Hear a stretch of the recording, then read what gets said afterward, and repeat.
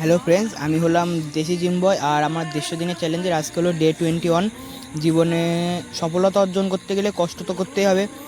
জীবনে তুমি যতদিন কষ্ট না করবে, নিজের শরীরের ঘাম না ফেলাবে, ততদিন তুমি সফলতা অর্জন করতে পারবে না।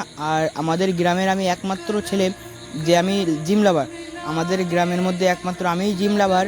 আমি শুধু জিমই করি না, আমি জিম করার পরে আমাদের বাড়িতে অনেক কাজ থাকে, এক্সট্রা আমার কাজ করতে হয়, অনেক রকমের ধরনের কাজ থাকে। আমি খালি ভিডিওতে দেখাই না, আমি আধা ঘন্টা মতন জিম করার পরে আমি কাজ করি, তোমরা হয়তো জানো না। আর আমরা মিডিল ক্লাস ফ্যামিলির ছেলে বস। আমাদের জীবনে শুধু জিমই না, আমাদের জীবনে খাটনি।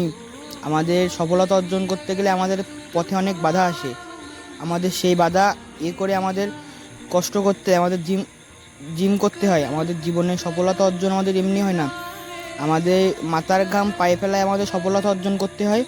আমার কথাটা ভালো লেগে থাকলে তোমরা অবশ্যই আমাকে সাবস্ক্রাইব করে দিও। আজকের ভিডিওটা এইটুকুনি ছিল, ভালো লাগলে